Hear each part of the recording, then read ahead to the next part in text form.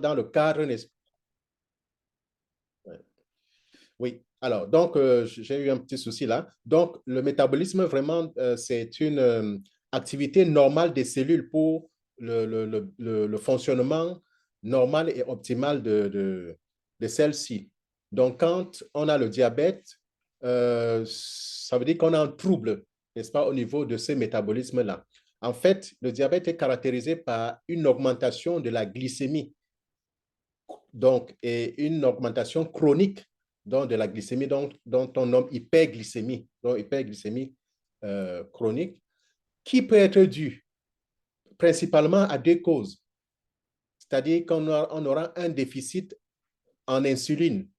L'insuline qui est l'hormone qui régule, qui est l'une des hormones qui régule le transfert du glucose dans la cellule. Voilà. Et également, soit on a un déficit en insuline.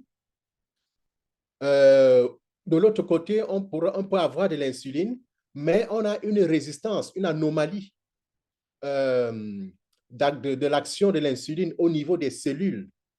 C'est-à-dire qu'on a une résistance à l'action de l'insuline. Donc, c'est vraiment deux causes principales, n'est-ce pas, du diabète, c'est on n'a pas du tout d'insuline, pour une raison pour lesquelles, enfin, on verra plus tard les raisons pour lesquelles, enfin, ce qui peut expliquer le fait d'un déficit en insuline. Également, donc, la deuxième cause, c'est qu'on a de l'insuline, mais les cellules résistent à l'action de l'insuline dans le corps et ça va donc entraîner comme conséquence une hyperglycémie. Voilà. Bien, on va continuer. Alors, nous parlons du glucose, c'est-à-dire du sucre. Et donc, on peut se poser la question, quelle est l'origine du sucre, n'est-ce pas, dans l'organisme? Donc, le sucre a deux origines, en fait. Il y a le sucre que nous consommons. Donc, le sucre, on va parler du sucre exogène. Donc, le glucose exogène, c'est celui que nous consommons, n'est-ce pas, dans les repas, dans la nourriture. Donc, c'est celui qui provient, n'est-ce pas, de l'alimentation. Voilà. Et ce sucre-là est sous forme de glucides. Et au niveau de la digestion, qui se passe au niveau de l'intestin, du petit intestin, ces glucides-là sont absorbés sous leur forme plus simple, qui est le glucose, qui peut être utilisé par les cellules. Voilà. Maintenant, il y a aussi le glucose ou le glycogène qui est stocké au niveau du foie. Donc, ça, c'est le glucose endogène, c'est-à-dire qui se retrouve déjà dans l'organisme et principalement au niveau du foie. Donc, voilà les deux origines du sucre que nous avons dans l'organisme, l'alimentation et ce qui est stocké dans l'organisme au niveau du foie. OK, bien. Alors, maintenant, nous avons parlé d'insuline. L'insuline, en fait, est sécrétée au niveau du pancréas. Le pancréas, bon, c'est un organe, plus tard, on verra le schéma d'anatomie. C'est un petit organe, n'est-ce pas, qu'on retrouve entre la rate et l'estomac, qui sécrète l'insuline.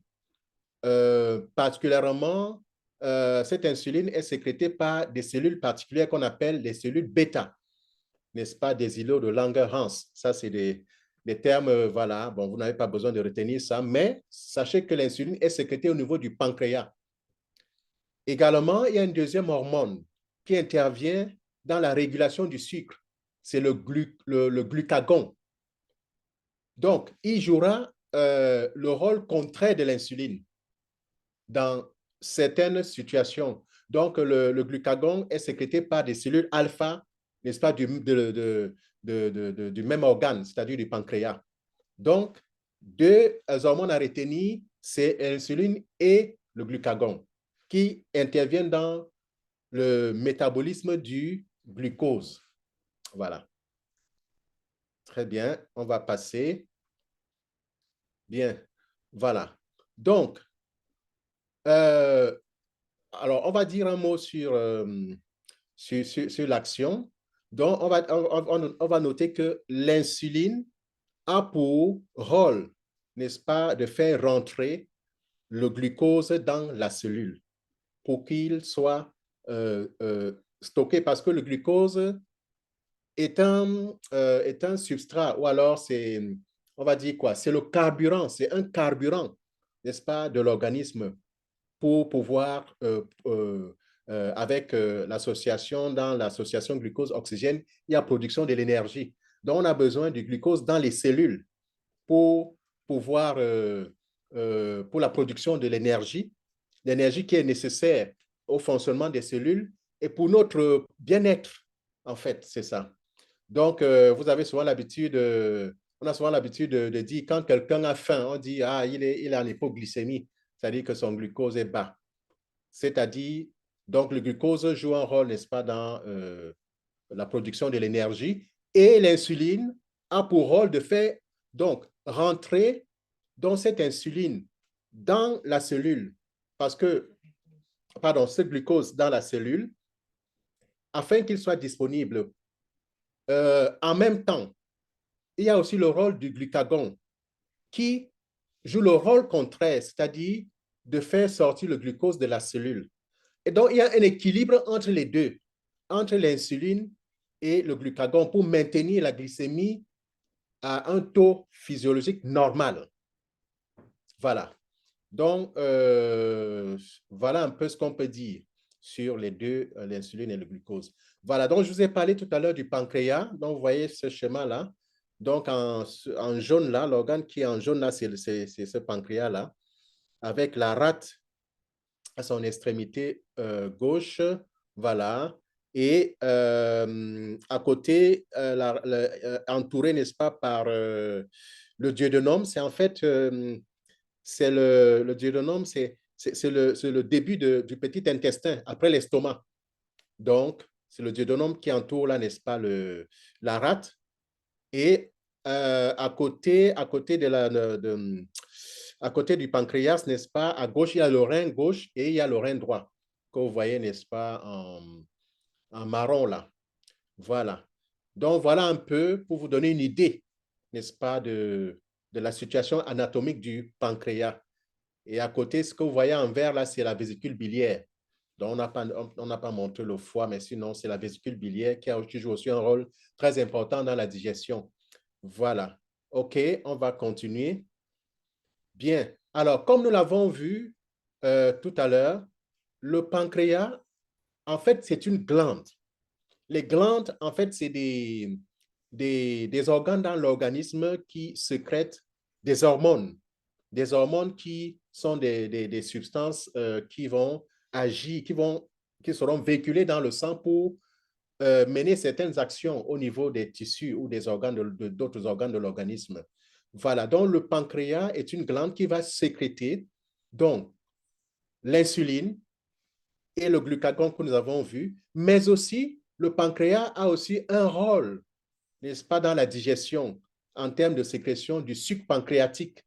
Donc, c'est pour cela qu'on parle en termes techniques d'une glande endocrine parce qu'elle sécrète des hormones qui seront véhiculées par le sang pour aller agir vers d'autres organes. Et la partie exocrine, qui est en fait la production du sucre pancréatique qui est déversé, n'est-ce pas, au niveau de l'estomac afin d'assurer la digestion des graisses, des lipides essentiellement. Voilà. Donc, voilà un peu d'histologie, n'est-ce pas, du pancréas. OK, on va continuer. Bien. Alors, comme on va passer rapidement, je l'ai dit tout à l'heure qu'il y a un équilibre, vous voyez la balance, il y a un équilibre entre l'insuline et le glucagon pour maintenir la glycémie à un taux physiologique, donc qui est généralement de 1 gramme par litre. Voilà. Généralement 1 gramme par litre. Voilà. Donc, c'est ça. OK. Donc, on va passer. Voilà, c'est toujours la même chose, l'équilibre glycémique maintenu par les deux hormones. Voilà. OK. Bien. Alors, peut-être depuis là, bon, on a présenté les généralités au sujet de l'insuline. Voilà. Maintenant, comment est-ce qu'on peut définir le diabète en vérité? Le diabète peut se définir comme je l'ai dit tantôt, bon, au niveau des causes, on a vu les causes plus haut, mais comment est-ce que le diabète se manifeste? Comment est-ce qu'on peut dire qu'une personne a le diabète? Si vous-même, je ne vous souhaite pas, et que si vous avez quelqu'un dans l'entourage qui présente à un moment donné une polyurie, c'est-à-dire qu'il a tendance à faire beaucoup pipi qu'à la normale, il est amaigri et qu'il va mesurer sa glycémie et qu'on la retrouve, quelle que soit l'heure, hein, qu'il ait mangé ou pas, que cette glycémie est supérieure à 2 grammes par litre. Cette personne peut être en train de présenter un diabète. Également, vous n'avez pas aussi besoin d'attendre de présenter les symptômes. Si lors de votre contrôle de routine, n'est-ce pas, vous avez votre glycémie à jeun qui est supérieure à 1,26 g à 2 reprises, on peut vous considérer comme diabétique. Voilà. Et il y a un autre test qu'on appelle hyperglycémie provoquée, AGPO. Le plus souvent, c'est un test qui est réalisé chez les femmes enceintes afin de détecter le diabète de la grossesse. C'est-à-dire qu'on on vous fait boire une boisson sucrée, voilà, et au préalable, avant de vous la faire boire, on vous mesure la glycémie à jeun. Comme ça, on a une première valeur.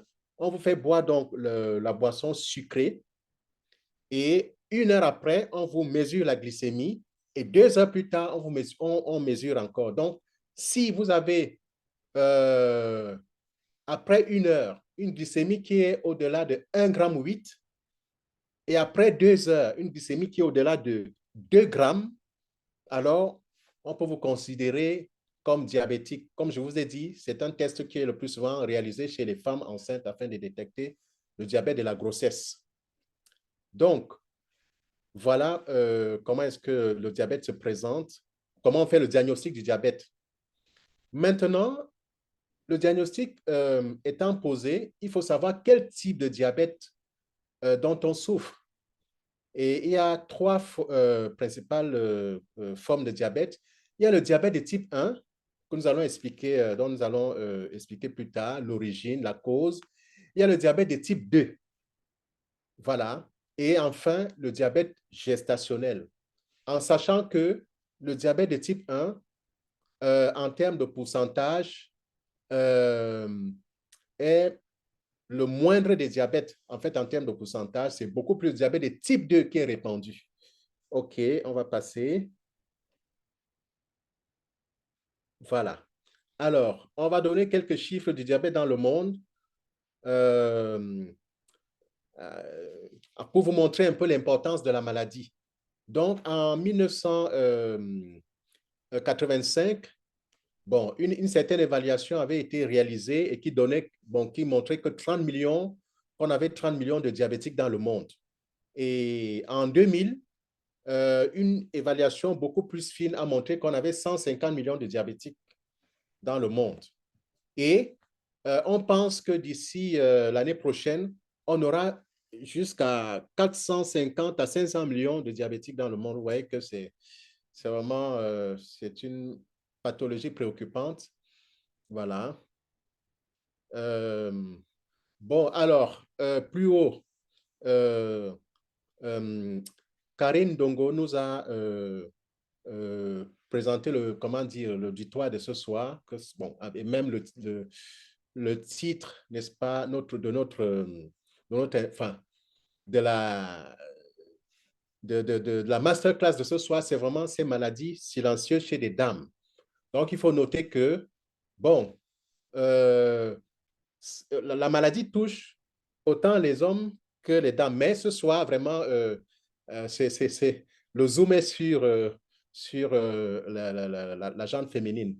Donc, il faut noter que chaque année, on a 4 millions de personnes qui décèdent, n'est-ce pas, du diabète. Donc, c'est quand même énorme. 4 millions qui décèdent juste pour voilà, du fait du diabète. Voilà. Et donc, et même, on pense que d'ici 40 ans, l'incidence, n'est-ce pas, décès là sera multipliée, n'est-ce pas, par 15, hein? Donc, pour dire que c'est vraiment une pathologie préoccupante. OK, on va avancer. Voilà. Bien. Ça, c'est toujours des chiffres de l'OMS.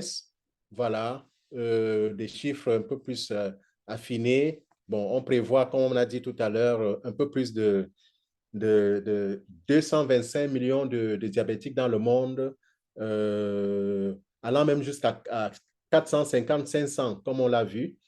Et voilà, il y a comment dire, les statistiques en France. En France, en 2013, on avait, le diabète était traité chez 4,7% de la population. Et je vous assure qu'aujourd'hui, c'est encore plus élevé. Donc, nous, ça, c'était en 2013, mais aujourd'hui, en 2024, la plupart des patients que vous voyez, que nous recevons en consultation d'anesthésie, ils font les deux maladies, ils sont soit diabétiques, soit hypertendus. Donc, le diabète, pour juste vous montrer que c'est une réelle préoccupation. Voilà. OK. Voilà. Donc, toujours au niveau des chiffres, on peut passer parce qu'on a déjà vu. Voilà. OK. Donc, ça, c'est toujours des chiffres en France. Bon, on peut s'arrêter là. Donc, comme on a dit tout à l'heure, n'est-ce pas, bon, 4,7% de la population française prend des médicaments pour le diabète, donc est diabétique. Et on a 12 000 hospitalisations en France qui sont, en fait, qu'on impute, n'est-ce pas, aux, qu'on impute aux infarctus du myocarde, en fait, qui sont ce qu'on appelle couramment les crises cardiaques. Et on le sait, les crises cardiaques ou les infarctus du myocarde sont souvent le résultat, n'est-ce pas, du diabète. Voilà. Donc, pour montrer que, n'est-ce pas, le diabète entraîne des conséquences au niveau cardiaque, au niveau même cérébral avec des accidents vasculaires cérébraux, dont on voit là en France 17 000, on a 17 000 accidents vasculaires cérébraux, n'est-ce pas, qu'on retrouve dans la population générale. Et également, on a des personnes, quand vous rendez compte que dans la population, vous voyez des personnes qui sont amputées. Le plus souvent, c'est le diabète qui est à l'origine, n'est-ce pas, de ces complications-là. Voilà, qui entraîne des amputations de membres. Voilà. Bien, alors, donc, tantôt, je parlais donc du diabète de type 1.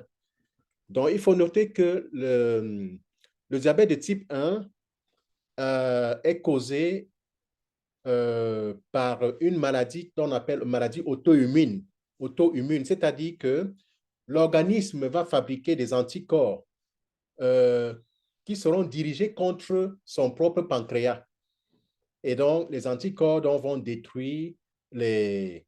attaquer le pancréas et détruire le pancréas.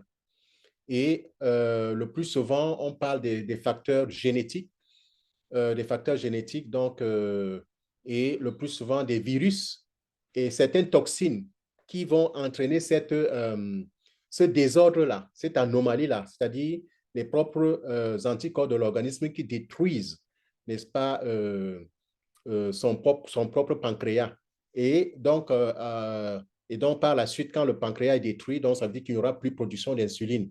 Et c'est donc la cause du diabète de type 1 qu'on a souvent l'habitude d'appeler diabète juvénile. C'est le diabète qu'on retrouve, c'est la forme qu'on retrouve chez les enfants, le diabète de type 1. OK. Bon, on va avancer. Bien. Voilà.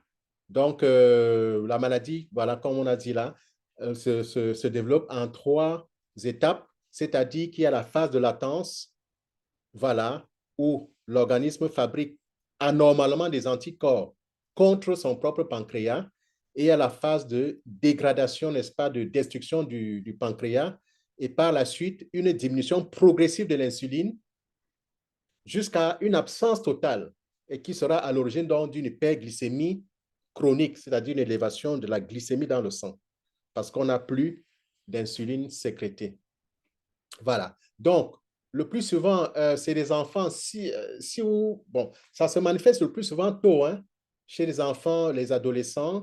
Vous vous rendez compte qu'on se rend compte qu'un enfant est anormalement amaigri, il a le plus souvent soif, il est fatigué, il fait beaucoup pipi. Il faut penser que cet enfant peut être en train de faire un diabète, et en l'occurrence le diabète de type 1. OK, voilà, on va avancer. Voilà, donc comme je l'ai dit, c'est le diabète de l'enfant. Et on dit que 7 enfants sur 100 000, n'est-ce pas, font le diabète comment dire, à moins de 15 ans, à moins de 15 ans d'âge. Voilà.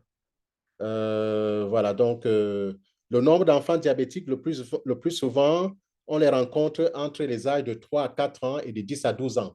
Donc, c'est vraiment des enfants et des jeunes adolescents qui sont concernés par le diabète de type 1. OK. Voilà, on va continuer. Voilà. Donc, voilà, comme on l'a dit, dans les études récentes, ils ont démontré que voilà, s'il y a quelqu'un, s'il y a un enfant, s'il y a quelqu'un dans la famille qui est diabétique, ben, il se pourrait que, voilà, n'est-ce pas, qu'un enfant, que dans la famille, n'est-ce pas, un enfant développe, n'est-ce pas, le diabète de type 1. Donc, ça, c'est des liens qu'on a vérifiés. Voilà. Donc, pour montrer il y a une composante génétique. Voilà. Voilà. Le deuxième type de diabète, c'est le diabète de type 2 et c'est le plus répandu. On a souvent appelé le diabète gras. Voilà, qu'on retrouve chez les adultes. Voilà. Et c'est un diabète qui évolue réellement à bas bruit. C'est-à-dire, c'est vraiment silencieux. Le diagnostic peut se faire après 9 à 12 ans, après qu'on ait développé la maladie. Et donc, il y a véritablement un retard de diagnostic parce qu'on n'a pas mal, on n'a pas de douleur quelque part, voilà. Et pendant ce temps-là, on ne sait pas qu'on est diabétique. Voilà. Donc, jusqu'à ce qu'on commence à présenter dans des symptômes, comme nous avons vu plus haut, c'est-à-dire qu'une personne qui pisse beaucoup, qui commence à faire beaucoup pipi, qui a soif, qui veut boire, voilà, qui a aussi une polyphagie, c'est-à-dire qu'il veut manger, hein, il veut manger, il veut beaucoup manger, voilà. Il a vraiment un gros appétit. Et voilà, donc il faut faire attention. Il peut s'agir, n'est-ce pas, d'un diabète de type 2, voilà, qui est en train de se manifester.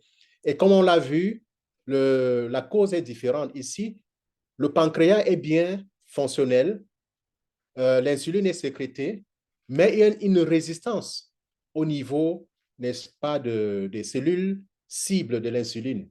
C'est-à-dire que, voilà, l'action de l'insuline est amoindrie, n'est-ce pas, par cette résistance-là. Voilà. OK, donc on va avancer. Voilà, donc, dans ce schéma-ci, on voit qu'il y a le facteur héréditaire qui joue un rôle au niveau de l'insulinorésistance, c'est-à-dire la résistance à l'insuline. Mais il y a aussi l'obésité, le surpoids. Voilà, donc comme on l'a dit, c'est le diabète gras, n'est-ce pas, qui va prédisposer, n'est-ce pas, à ce qu'on ait une résistance à l'action de l'insuline et dont la résultante sera l'hyperglycémie. OK? On va continuer. Voilà, le troisième type, c'est le diabète de la grossesse. Voilà. Le plus souvent, c'est un diabète qui apparaît chez des patientes qui ne sont pas, des dames qui ne sont pas connues diabétiques. Voilà. Et donc, comme je vous ai dit, qu'est-ce qui oriente, n'est-ce pas, les gynécologues à dépister le diabète de la grossesse chez certaines femmes? Parce que ce n'est pas toutes les femmes qui sont suspectées. Le plus souvent, c'est des femmes qui ont fait de gros bébés dans le passé. Voilà. Des femmes qui ont des diabétiques comment dire, dans la famille, où on retrouve des diabétiques dans la famille. Voilà. Donc, c'est des femmes, n'est-ce pas, qui sont, chez qui on fait justement le test, n'est-ce pas, de comme je vous l'ai dit plus haut, l'hyperglycémie post, postprandiale.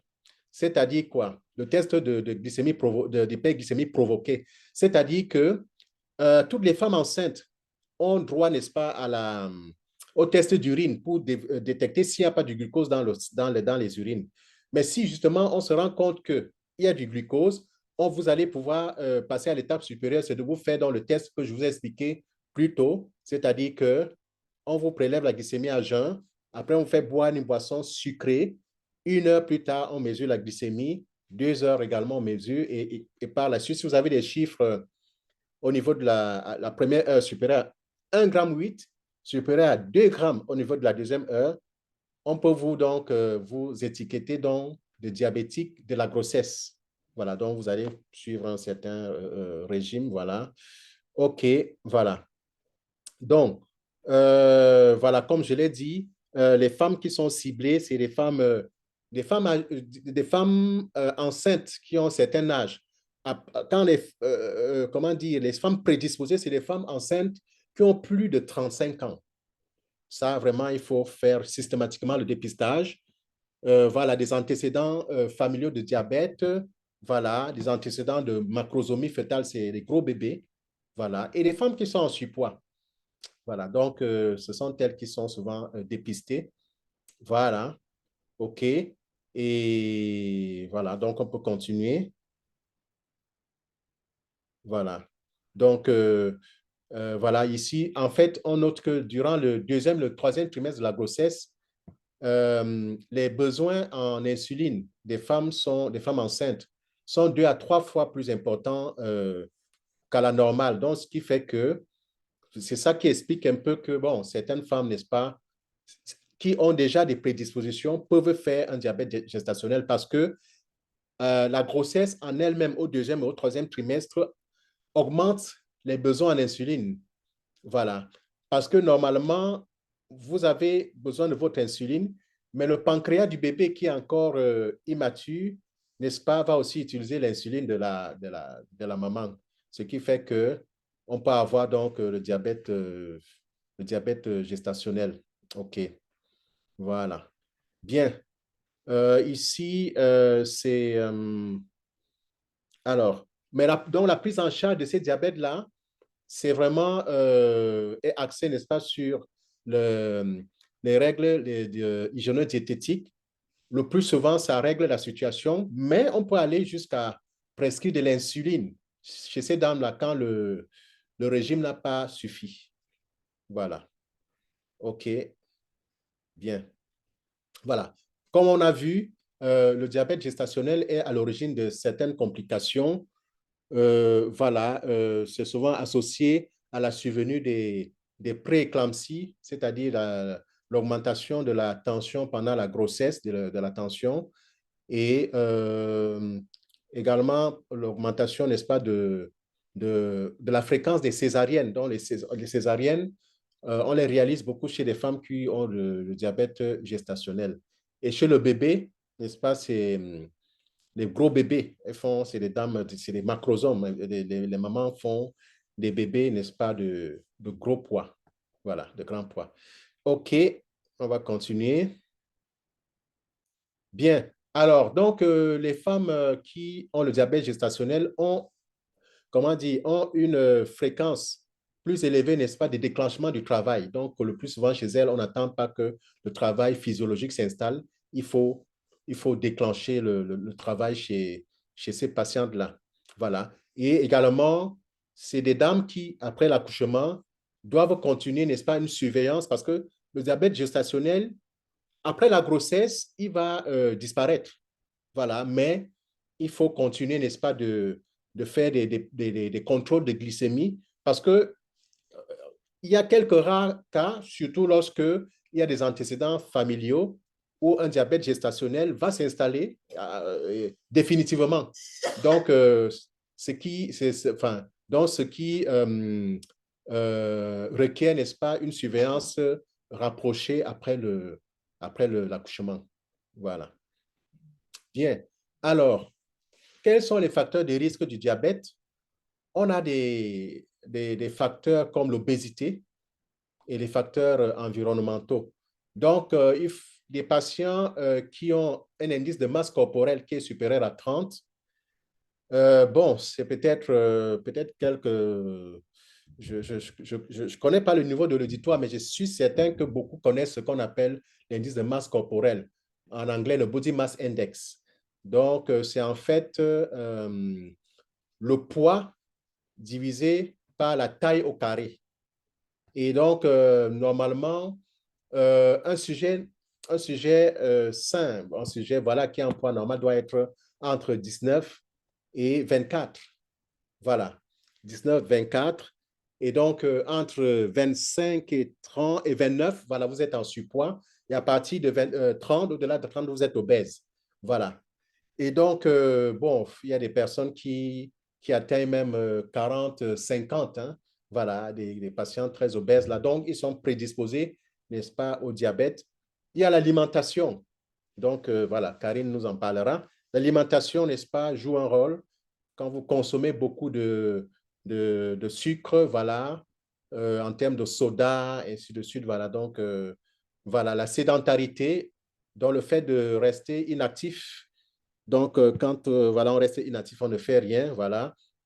Également, il y a l'hérédité, des prédispositions familiales, c'est-à-dire que si les parents sont diabétiques, il faut faire attention de se faire dépister parce qu'on peut aussi l'être. Voilà. Il y a, bon, l'âge, c'est du diabète de type 2, ça touche des personnes entre 40 et 59 ans. Voilà. Et comme on l'a dit, n'est-ce pas, on peut justement retrouver le diabète de type 2 chez 3% des femmes enceintes. C'est-à-dire qu'un diabète gestationnel qui révèle un diabète de type 2 qui se cachait. Voilà. Donc, c'est ça. OK. Alors, maintenant, comment prendre en charge le diabète?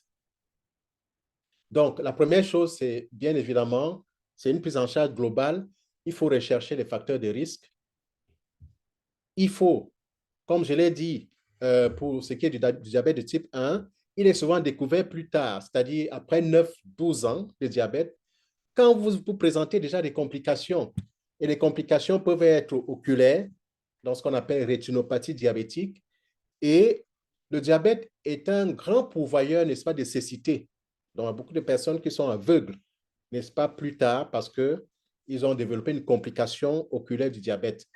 Il y a des complications rénales, des insuffisances rénales, n'est-ce pas, que le diabète donne.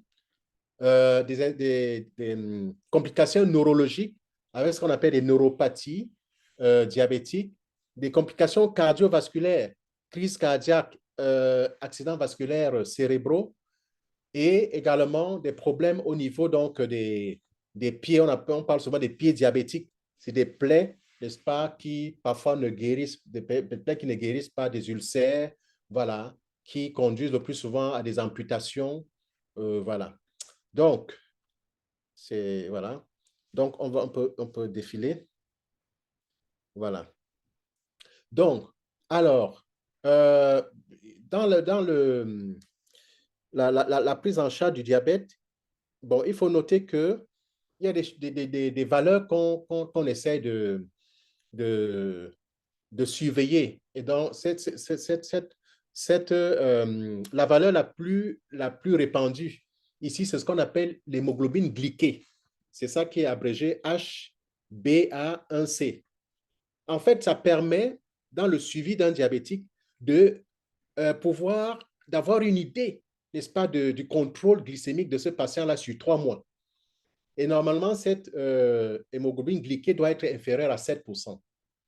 Quand vous êtes inférieur à 7%, ça veut dire que votre diabète, il est bien équilibré. Voilà. Donc, ça, c'est important dans la prise en charge, le contrôle de l'hémoglobine glyquée.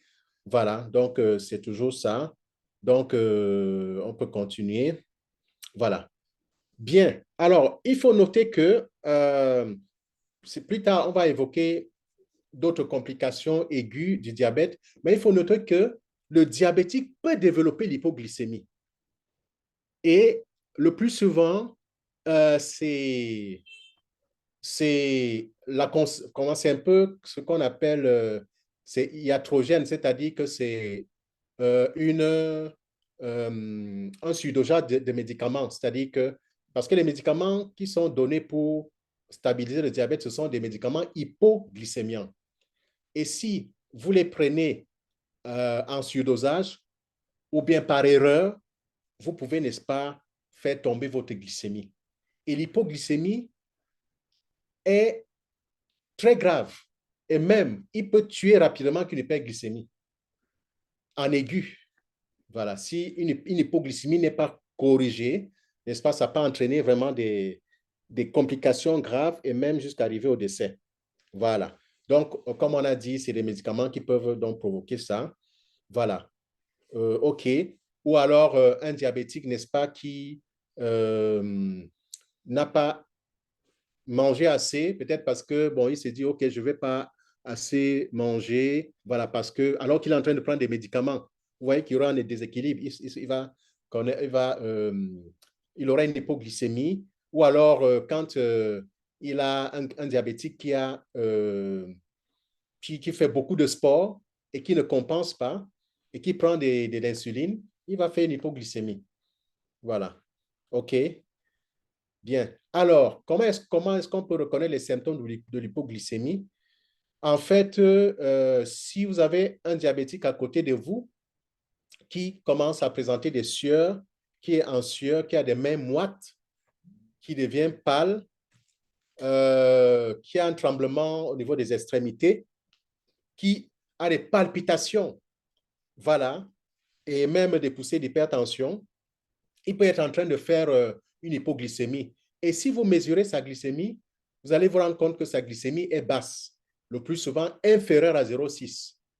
Parce qu'une glycémie inférieure ou égale à 0,6 chez un diabétique, ça signe une hypoglycémie. Voilà. OK? Bien. Donc, voilà. Donc, c'est la même chose. On peut continuer. Voilà. Donc, c'est toujours les mêmes signes, sueur, palpitations, ainsi de suite. Voilà. Maintenant, les diabétiques doivent avoir, vous voyez une seringue là, c'est une seringue pré-remplie d'un médicament qu'on appelle le glucagon. Si vous vous souvenez plus haut, on a dit que le glucagon est plutôt une hormone hyperglycémiante. Donc, chez un patient qui, excusez-moi, attendez.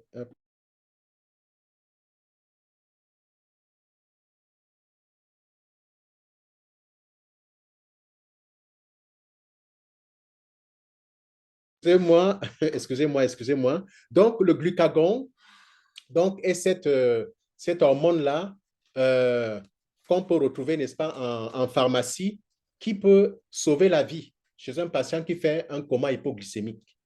Voilà. Bien évidemment, il y a des méthodes simples pour faire remonter la glycémie. On va voir, OK, on peut défiler. Voilà, donc c'est le resucrage. Voilà, donc les diabétiques doivent toujours avoir voilà, des morceaux de sucre voilà, à la maison. Voilà, quand vous vous rendez compte que vous avez ces symptômes-là, donc voilà, soit vous êtes de l'entourage, soit vous êtes vous-même diabétique, n'est-ce pas? Prenez, n'est-ce pas, du sucre. On estime qu'un morceau de sucre, n'est-ce pas, contient 5 grammes un morceau de sucre contient 5 grammes de sucre, voilà. Donc, trois morceaux de sucre vont vous monter la glycémie à 3 millimoles par litre. Voilà, donc ce qui va permettre, n'est-ce pas, de vous permettre de remonter la glycémie. Bon, vous pouvez aussi prendre un jus de fruits, voilà, qui vont vous permettre, n'est-ce pas, de remonter la glycémie. Un soda, voilà, comme vous voyez ici, voilà. Bon, il ne faut pas aussi prendre en excès, hein. Bon, si on dit ni trop, ni trop peu. Voilà. Donc, en fait, on conseille de prendre 15 grammes de sucre qui sont l'équivalent de 3 morceaux de sucre. Voilà. Voilà. Ou alors 3 bonbons ou caramel, un petit verre de soda, un petit verre de jus, une cuillère à soupe de confiture. ou de miel, ça va vous permettre de vous resucrer et de remonter le taux de glycémie. OK? Voilà. Mais il faut éviter, voilà, éviter le chocolat, voilà, voilà, et des jus frais, voilà, qui ne vont pas tout de suite faire remonter la glycémie parce que là, on est sur le coup de l'urgence. C'est vraiment ce qui a été mentionné plus haut. OK? Voilà. OK, bon, on a vu ça. C'est ce qu'on a vu. On peut monter. OK. Bien. Alors, maintenant, on va aborder donc l'hyperglycémie aussi, l'hyperglycémie. Comme vous voyez ici, et on l'a déjà dit plus haut, c'est un patient, quand le diabétique est en hyperglycémie, il va commencer à faire pipi, à faire ce qu'on appelle une polyurie. Il va beaucoup uriner. Si quelqu'un est diabétique ou bien de votre entourage qui est diabétique, s'il commence à faire beaucoup pipi, alors il faut suspecter une hyperglycémie. Et pendant qu'il fait beaucoup pipi, il va se déshydrater et il aura soif. Donc, il aura envie de beaucoup boire. Il sera fatigué et il sera somnolent. Ça peut être des signes de l'hyperglycémie. Et le plus souvent, quand la glycémie est prise, on va se rendre compte que ce patient-là a 3 grammes par litre de glycémie. Voilà. OK. Voilà. On va continuer. Donc, c'est comme on a dit là, on a soif, on a une polydipsie, on a soif, on urine beaucoup, polyurie, on a une haleine, voilà. Ils ont une haleine spécifique qu'on appelle haleine cétonique, n'est-ce pas? C'est comme des pommes, c'est une haleine de pomme rainette. Donc, une certaine haleine là, voilà. Vous avez souvent eu cette haleine-là chez les patients, c'est des personnes qui jeûnent, qui font de longs jeûnes, ils ont cette haleine-là, l'haleine cétonique.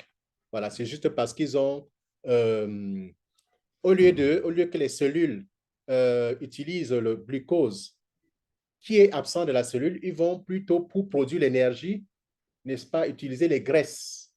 Donc, en utilisant des graisses, ils vont libérer donc ce qu'on appelle des corps cétoniques. C'est ça qui va donner cette haleine-là chez le diabétique. OK, on va continuer. Bien, voilà. Donc, ça, c'est les signes, comme on a vu, des signes d'hyperglycémie. Voilà, on peut monter, on peut monter. OK. Voilà, toujours l'hyperglycémie. On va se rendre compte que chez ces patients-là, on a le sucre dans le sang, on a la présence des corps, ce qu'on appelle des corps cétoniques dans comment dire, dans les urines. Donc, présence de sucre dans les urines et présence de corps cétoniques dans les urines. Normalement, on ne devrait pas en avoir, mais quand on commence à voir ça, ça veut dire que le patient a une hyperglycémie. OK, on peut avancer. Mhm. OK, c'est la même chose. L'école cétonique. Voilà. OK. Voilà. Alors, maintenant, qu'est-ce qui peut déstabiliser un diabète chez un patient diabétique? Voilà. Donc, ça peut être que un patient qui est sous insuline a oublié de prendre son traitement. Donc, ça peut être l'oubli. Et ça peut aussi être une grosse infection qui va déstabiliser le diabétique. Voilà. Ou alors un stress particulier qui va déstabiliser, n'est-ce pas, son diabète. Ou, comme on a dit, n'est-ce pas, une activité physique moins intense que prévu et de repas copieux. C'est-à-dire qu'il est diabétique, mais il mange, il demeure toujours, n'est-ce pas, il prend toujours des repas copieux. Bien qu'il prenne de l'insuline, des antidiabétiques, mais sa glycémie va monter. OK, voilà. Donc, c'est comme pour résumer, n'est-ce pas, les signes de l'hyperglycémie, les signes de l'hypoglycémie. Voilà. Donc, les vertiges d'un côté, voilà, ainsi de suite. OK, voilà. OK, bien. Voilà, alors, bon, c'est cette image. En fait, vous voyez donc que chez la plupart des diabétiques de type 2, en fait, comme ils sont des patients le plus souvent obèses et gras, donc, ils ont un excès de cellules graisseuses, voilà, les cellules la graisse, en fait, les cellules adipeuses au niveau de l'abdomen. Voilà.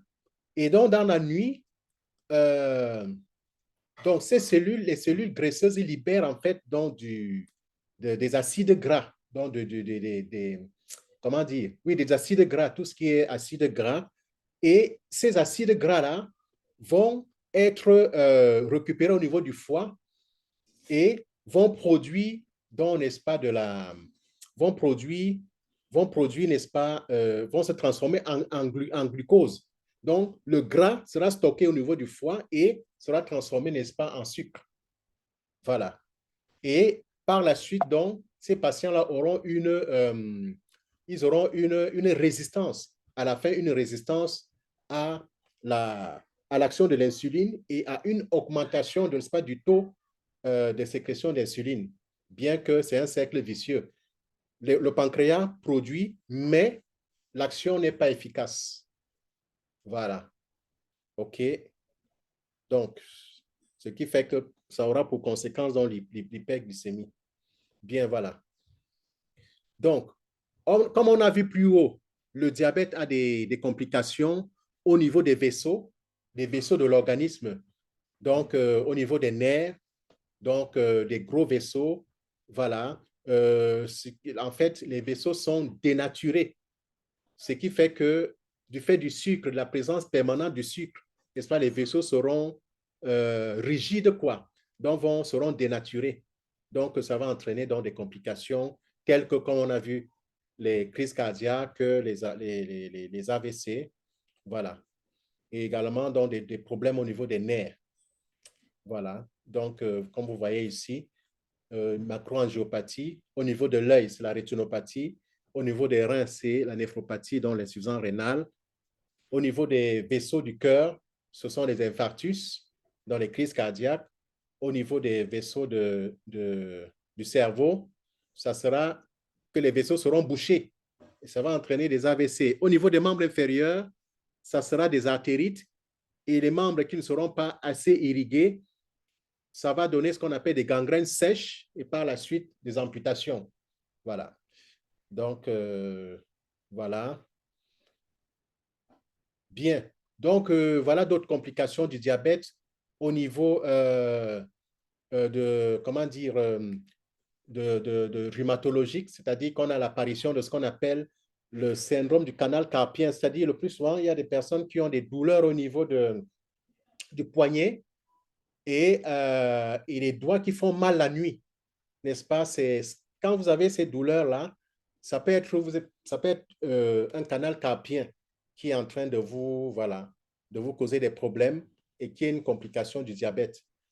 On a aussi des complications au niveau dentaire, les caries dentaires, voilà, la production de tartre au niveau des dents, voilà, au niveau du foie, le sucre va entraîner ce qu'on appelle le foie gras, c'est ça en fait. Le foie gras non alcoolique. Le foie gras, c'est ce qu'on appelle stéatose. Voilà. Et bien évidemment, ça peut entraîner dans des problèmes, des troubles sexuels, voilà, qui peuvent survenir, n'est-ce pas, du fait du diabète. Voilà. Voilà. Donc, voilà, comme on a vu des complications dentaires, on peut monter carie dentaire, gingivite, parodontite, voilà. OK, on peut monter. Voilà. Donc, maintenant, en fait, j'aimerais qu'on s'attarde un peu sur la néphropathie diabétique parce qu'aujourd'hui, nous savons que beaucoup de personnes sont hémodialysées. Le diabète est l'un comment dire, c'est l'un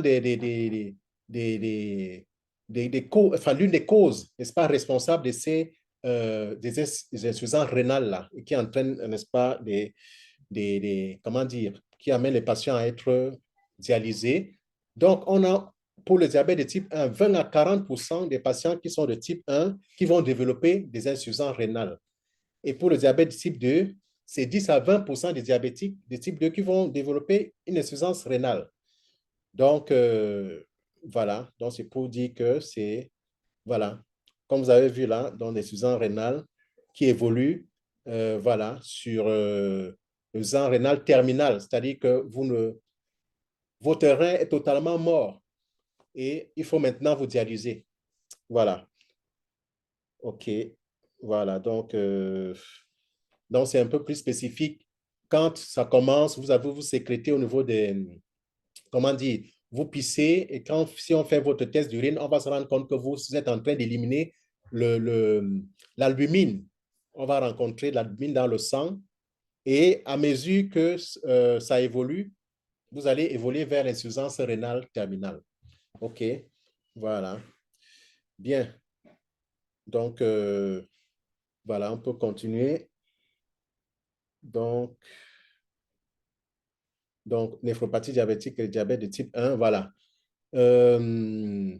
Donc, il y a donc un bénéfice à vraiment à contrôler de façon diabète de façon stricte. Et comme les deux vont de pair, je vous ai dit, l'hypertension artérielle et le diabète, c'est vraiment des deux maladies associées, n'est-ce pas? Ils vont rapidement vous mettre en insuffisance rénale. Voilà. Donc, c'est ça. Donc, comme on a dit tout à l'heure, n'est-ce pas? Le diabète peut justement influer sur la sexualité, que ce soit de l'homme comme de la femme, hein, parce qu'on aura chez ces patientes-là des infections, des mycoses, sécheresse vaginale, voilà, des dysfonctions érectiles chez l'homme, baisse de la libido, voilà, tout ça, c'est des complications qu'on rencontre, n'est-ce pas, chez les diabétiques. Voilà. OK, bien. OK, on va avancer. Bon, ça, c'est la même chose, hein, c'est sûr. Voilà. Bien. Voilà, tout à l'heure, n'est-ce pas, on vous a parlé, j'ai parlé des plaies diabétiques. En fait, le plus souvent, c'est une complication qu'on rencontre chez le diabétique et c'est des plaies au niveau de la plante. C'est des plaies, comment dire, au niveau de la plante. On appelle ça mal plantaire perforant, c'est-à-dire que le patient aura, n'est-ce pas, du fait de la neuropathie diabétique, il aura une mauvaise circulation au niveau des extrémités, et ce qui va lui donner, n'est-ce pas, des plaies parfois difficiles à traiter et qui finissent par des amputations. Voilà.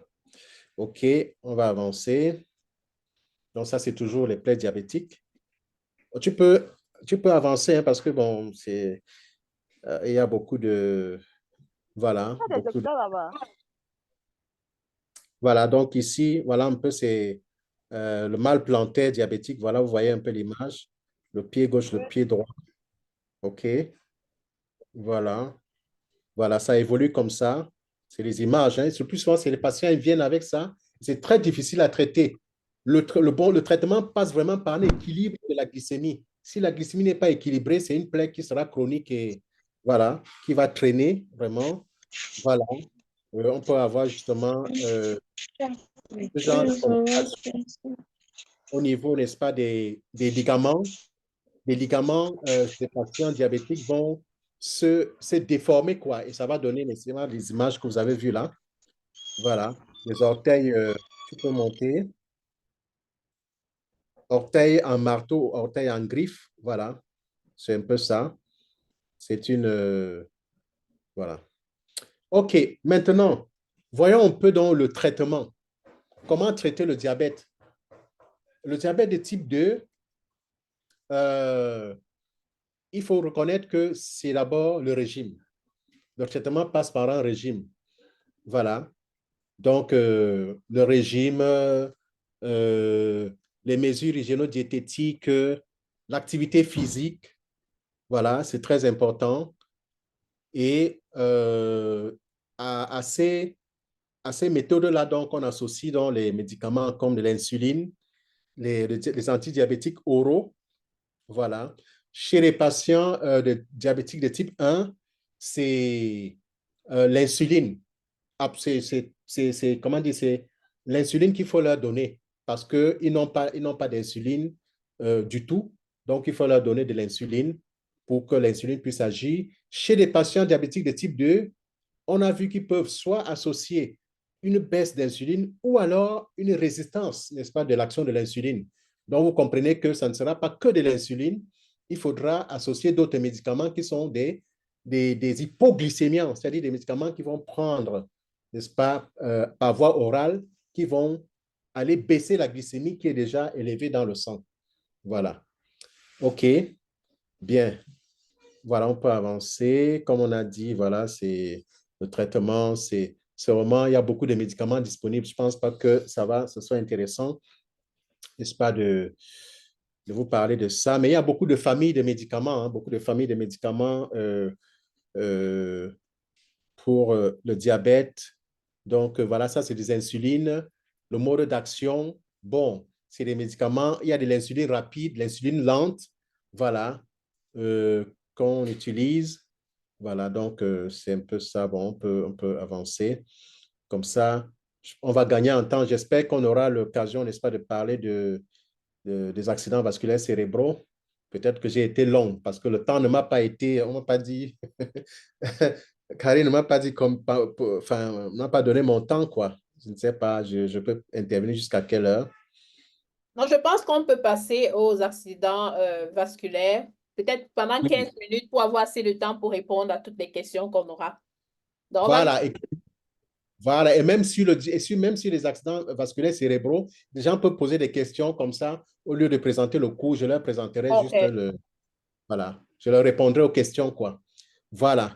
Donc, bon, je pense que pour juste conclure, hein, Mhm. c'est juste pour dire que, en fait, le diabète est un véritable problème de santé publique, comme on l'a vu.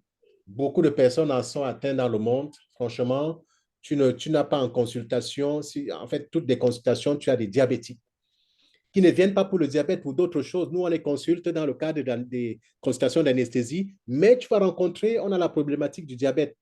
Voilà. Et nous avons vu que c'est une maladie qui, comment dire, est à l'origine de beaucoup de complications au niveau de la rétine, des reins, ainsi de suite. Voilà. Mais également, le diabète peut avoir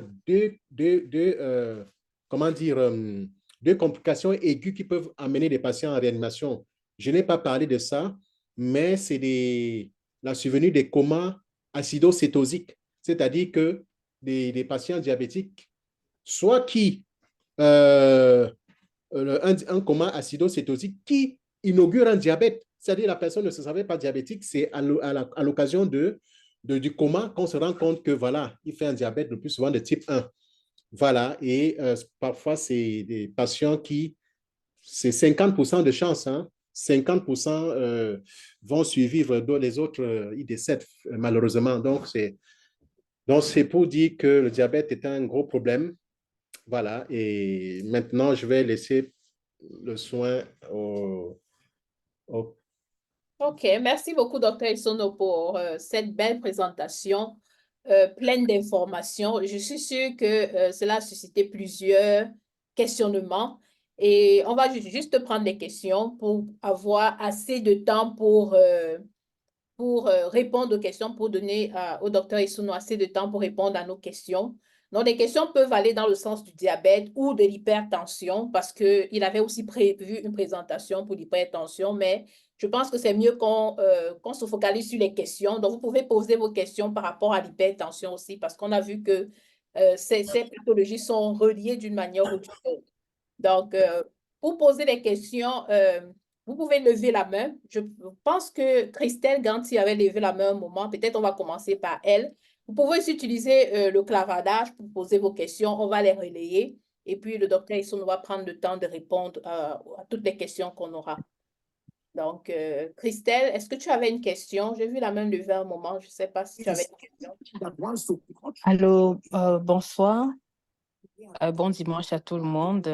Merci à toi, maman Karine, pour cet atelier.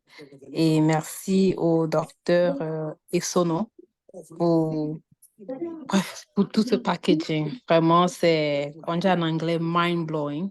Et on apprend chaque jour. Ma question est beaucoup plus pour les enfants, c'est-à-dire, il a parlé de peut-être un enfant qui urine beaucoup, qui boit beaucoup d'eau, je ne sais pas s'il a parlé de fatigué et tout, Effectivement. mais Oui. Pardon? Oui, fatigué, la fatigue, Oui, l'épuisement. ok. C'est ça que je voulais savoir, c'est quoi boire beaucoup d'eau? Est-ce que c'est boire 1 litre, 2 litres, 3 litres? C'est quoi uriner beaucoup? Est-ce que c'est uriner toutes les 1 heure de temps? Parce que, par exemple, lorsqu'une femme est enceinte, elle va peut-être uriner toutes les 1 heure de temps par rapport à quand elle n'est pas enceinte. Donc, j'aimerais si le docteur peut préciser, comme ça on est clair. Comme ça, si on voit ça peut-être chez nous ou alors à côté, on peut, comme, it can be a trigger, comme on peut être alert pour dire, OK, allons voir le médecin pour X ou Y. Oui. Merci. OK, merci pour votre question. En fait, il faut noter que c'est une situation qui arrive chez un enfant qui était normale les jours qui précèdent, n'est-ce pas, la survenue de cette polyurie, c'est-à-dire que quand il va faire pipi, il fait vraiment pipi. Si vous l'observez, vous observez que le flot, n'est-ce pas, et il fait pipi, c'est vraiment, vous vous rendez compte que sa vessie, quand il pisse longtemps, ça veut dire que la vessie était vraiment pleine, et c'est des pipis clairs. Le plus souvent, c'est des urines claires. Voilà. Et quand il a fini de faire pipi comme ça, parce qu'il s'est déshydraté, parce que ce n'est pas un enfant qui fait pipi, comment dire, voilà, normalement et avec une quantité euh, normale. Mais vous allez vous rendre compte que le volume est important, c'est des urines claires et par la suite, il va réclamer de l'eau. C'est-à-dire que vous allez vous rendre compte qu'il est déshydraté, c'est-à-dire qu'il a les yeux cernés, il a la langue sèche, voilà, et il veut toujours boire. Et quand il a bu, il va encore faire pipi. Donc, c'est vraiment une situation inhabituelle qui diffère, n'est-ce pas, de la situation de votre enfant de tous les jours. Voilà, et ça va attirer votre attention dans tous les cas. Donc, c'est la fréquence, le volume, les urines qui sont claires et l'enfant qui boit beaucoup et l'enfant est déshydraté. Voilà, donc ça doit attirer, c'est vraiment un trigger qui doit, n'est-ce pas, amener les parents à les consulter. OK, merci beaucoup. Et donc, ma question a un deuxième volet, s'il vous plaît. Euh, pour peut-être, on a parlé de, par exemple, il y a les enfants qui aiment beaucoup les cochonneries telles que les sucreries, les hamburgers, surtout pour ceux qui sont en Occident. C'est, c'est à la portée de presque tout le monde. Qu'est-ce que vous allez dire par rapport à ça? Est-ce que ça peut être euh, un trigger? Est-ce que ça peut aussi être une cause du diabète? Est-ce que, par exemple, pour un parent qui aimerait peut-être faire des choses chez lui, par exemple, enlever les céréales, privilégier l'avoine, des trucs comme ça, est-ce que c'est mieux que de manger le pain du supermarché chaque jour? Ou alors, euh, est-ce que ce qu'on fait à la maison, chez soi, soi-même, avec des farines biologiques, sont mieux pour la santé de l'enfant et tout, et cela peut aussi empêcher ce genre de maladie-là pour l'enfant. Je ne sais pas si elle me fait comprendre. OK. Merci. Je pense que je laisserai à Karine, n'est-ce pas, peut-être d'intervenir. Peut-être elle aura l'occasion d'intervenir beaucoup plus sur l'alimentation. Mais j'aimerais dire qu'un enfant qui est normal, qui a son insuline, son pancréas qui fonctionne normalement, son insuline est sécrétée, même si, bon, c'est vrai que c'est pas bien, il se bout de sucre, l'organisme va travailler, l'insuline rentrera dans les cellules, mais par contre, il sera confronté au problème de l'obésité, parce qu'il y a l'obésité de l'enfant, c'est actuellement, je pense que nous observons tout autour de nous, c'est vraiment, ça augmente les enfants qui sont obèses. Et quand on l'a vu plus tard, parce qu'il est dit, il est noté que les enfants qui sont obèses, euh, 30 à 40%, n'est-ce pas, ils vont le demeurer, c'est-à-dire qu'ils seront obèses et ils vont développer le diabète gras. Ils sont en fait pas qu'ils vont automatiquement, ils sont prédisposés à développer le diabète gras. Voilà. Euh, donc, également, les sucreries avec tout ce qu'il y a, avec le problème des dents actuellement, hein, parce que bon, nous, on endort beaucoup des enfants qui viennent pour des caries, voilà, des dents qu'il faut extraire et tout ça.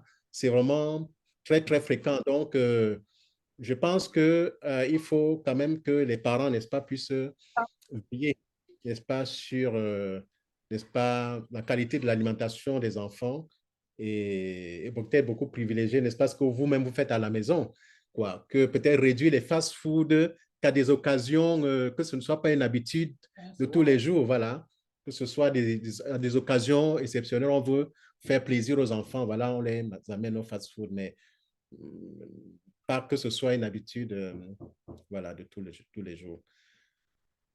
OK. Merci, OK, docteur. merci beaucoup. OK. Merci, Christelle, pour ta question et merci, docteur, pour les réponses.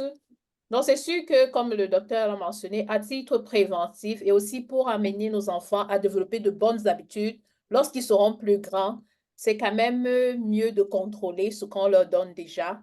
Once in a while, ça peut arriver que pour leur faire plaisir, tu leur achètes des fast-food, mais ça ne devrait pas vraiment être des habitudes. Sinon, ça, ils vont garder ces mauvaises habitudes pour toute la vie et ils auront toujours envie. Et comme le docteur l'a dit, il y a le risque d'obésité, il y a le risque de développer d'autres choses. Donc, à titre préventif, je pense que c'est mieux de contrôler et puis de préparer le plus possible des aliments à la maison pour qu'ils les mangent. Et donc, c'est ce que je pourrais dire. Est-ce qu'il y a d'autres questions? Il y a quelqu'un d'autre? Juste lever la main pour indiquer. Et puis, OK, Jeanne-Laurence. Bonsoir tout le monde. Bonsoir encore au docteur Essono. Content de te revoir. C'est Tu n'as pas partagé. changé. Tu es toujours égal à toi-même. Merci beaucoup, Karine, pour l'émission. Merci beaucoup. Salut tout le monde. J'espère que tout le monde se porte bien. Donc, voici la question que je demande. Docteur, est-ce que les gens guérissent du diabète? C'est-à-dire, en dehors de la guérison divine, est-ce que la science guérit le diabète? C'est-à-dire que tu es diabétique et tu prends le traitement et tu finis par guérir. Ça, c'est une chose que je voudrais vraiment savoir.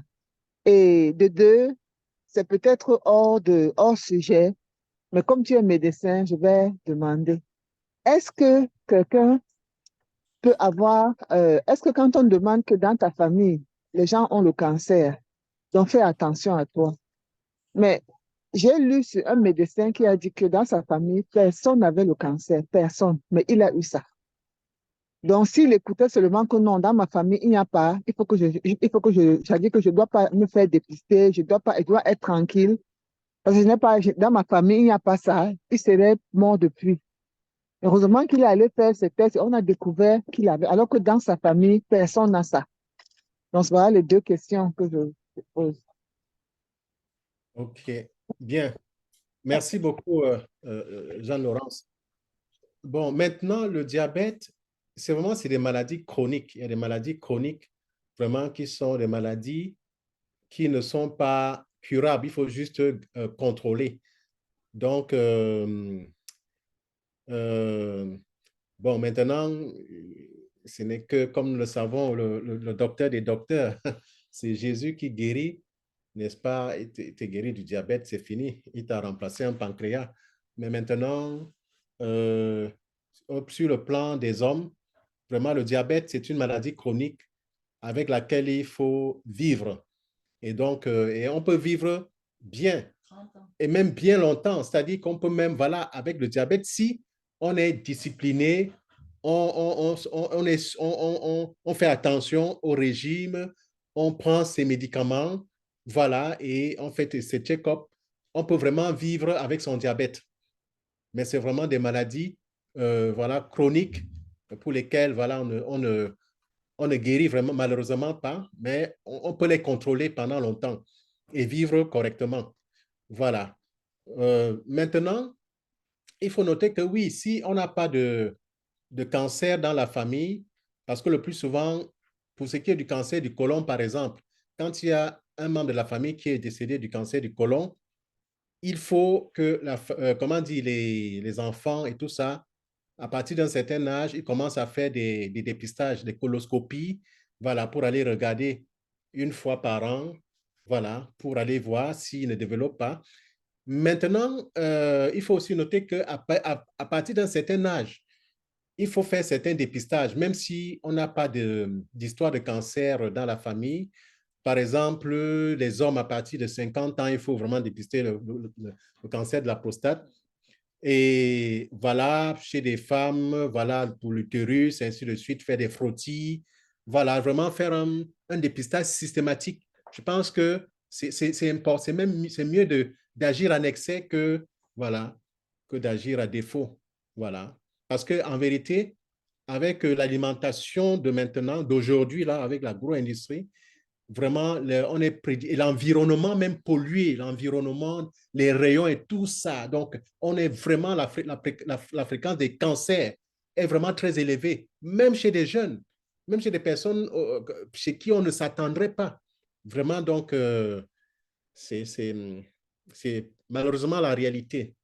Donc, il faut, autant que faire se peut, n'est-ce pas, dépister, voilà, faire un dépistage. OK, merci, docteur Essone, pour la réponse. Donc, c'est clair que le contrôle de routine, c'est quelque chose qu'il faut faire.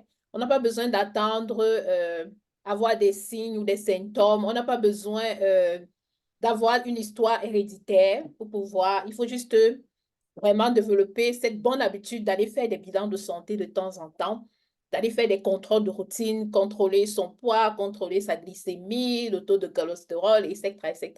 C'est important. Donc, c'est vraiment juste un rappel. Est-ce qu'il y a une autre question? On lève la main ou on ouvre son micro.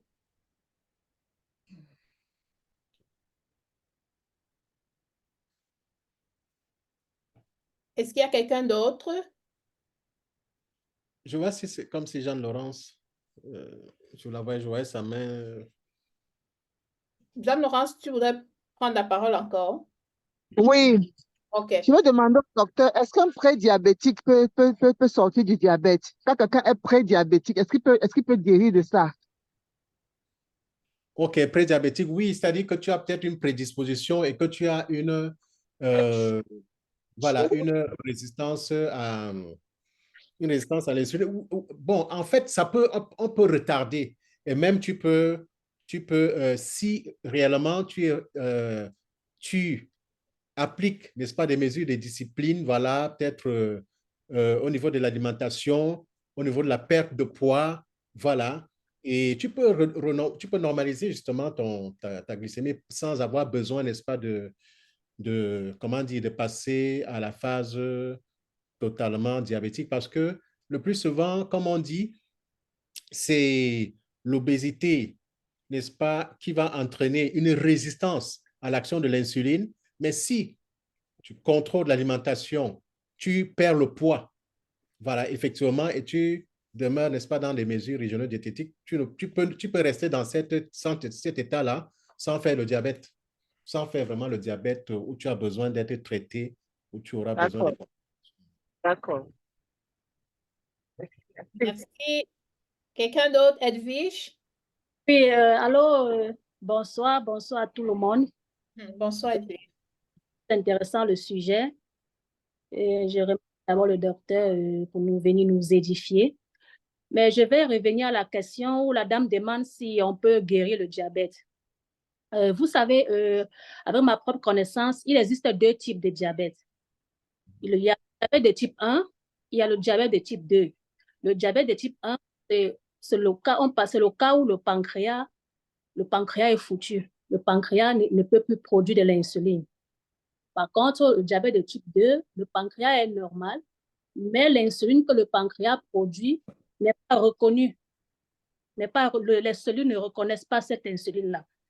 Et puis, voilà, ça, c'est le cas du diabète de type 2. Moi, je pense qu'on peut soigner ce diabète en faisant quoi? En prenant quand le corps est trop toxique, les organes sont empoisonnés, le sang est empoisonné, il faut aller se désintoxiquer le corps. Donc, il faut aller prendre les produits naturels qui vont modifier, qui vont soigner l'insuline, qui vont soigner les cellules qui produisent de l'insuline. Il faut prendre les produits naturels pour aller les soigner pour qu'ils puissent produire de la bonne insuline. Il faut de temps en temps régénérer les cellules. Quand les cellules ont déjà trop vieilli, il y a de fortes chances qu'ils ne font plus adéquatement leur travail. Donc, moi, je pense que si on peut guérir le diabète, ce n'est pas tout type de diabète. Il y a certains diabètes qui peuvent se guérir. Et parlant aussi de prédiabète, oui, on peut vraiment contrôler son alimentation parce que vous savez, c'est ce que nous mangeons qui nous détruit plus tard. Il est temps que les gens apprennent à manger, puisque c'est ce que nous mangeons qui devient un véritable poison pour nous-mêmes et qui nous détruit le corps.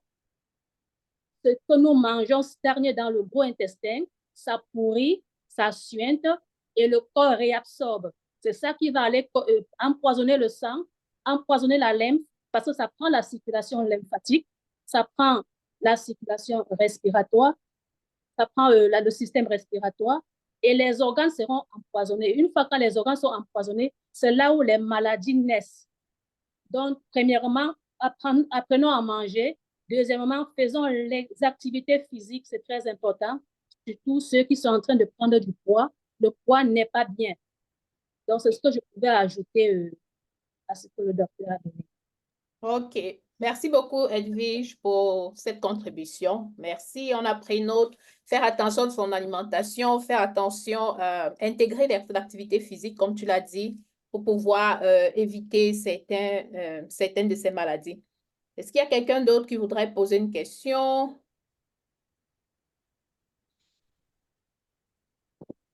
Est-ce qu'il y a d'autres questions par rapport à la thématique du jour? Vous pouvez juste ouvrir votre micro si vous avez une question pour le docteur.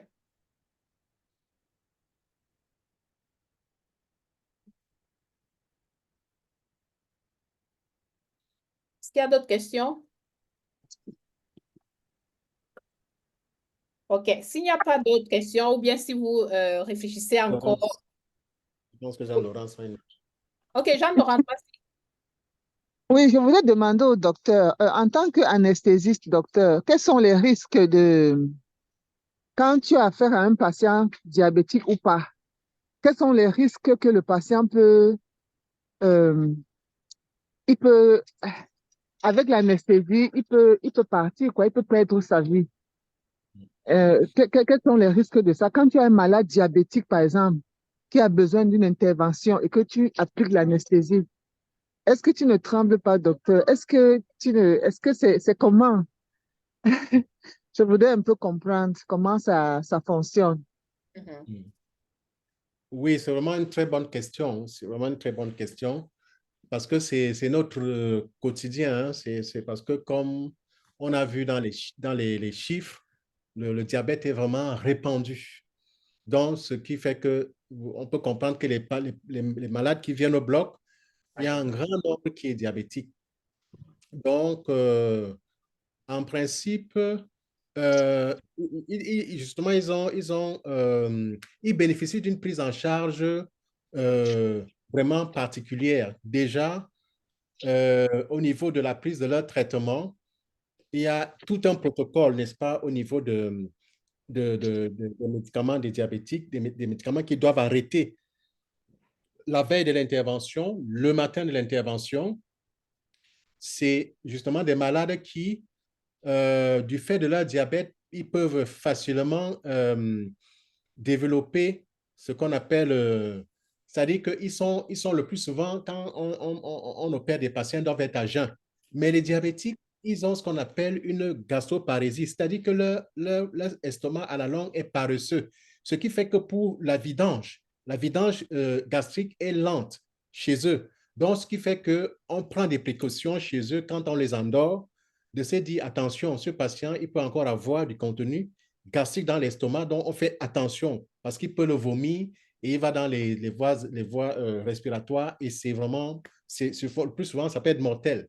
Donc, on sait que réellement, du fait des complications de son diabète, il faut prendre certaines précautions.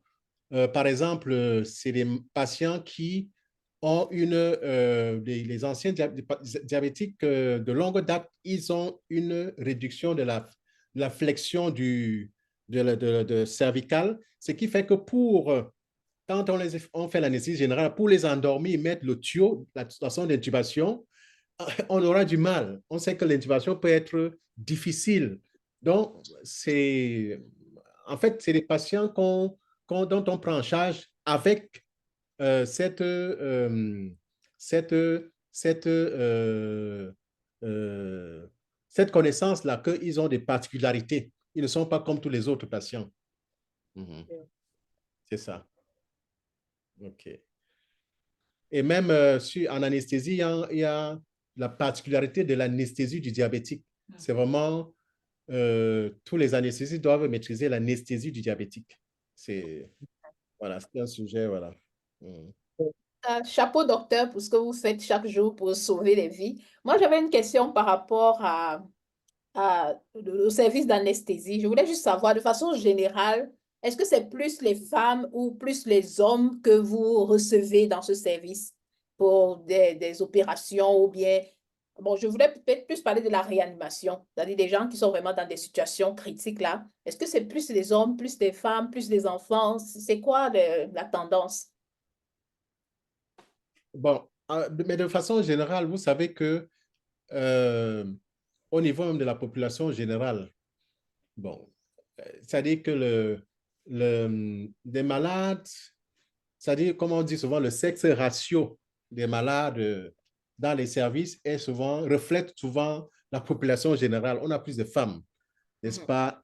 Effectivement, donc ce qui fait qu'on aura le plus souvent peut-être plus de femmes, n'est-ce pas, qu'on retrouve dans les services de réanimation. Hein. C'est-à-dire que nettement, bon, bien qu'on en trouve, on trouve aussi des hommes, mais il y a peut-être plus un grand pourcentage de femmes.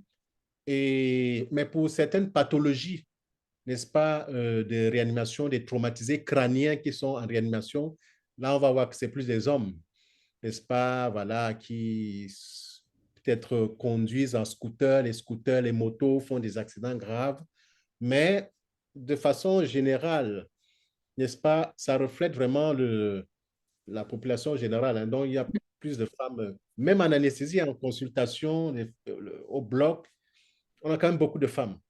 OK. OK, merci pour la réponse. Et est-ce qu'il y a quelqu'un qui a une question? Sinon, je vais poser une autre question au docteur.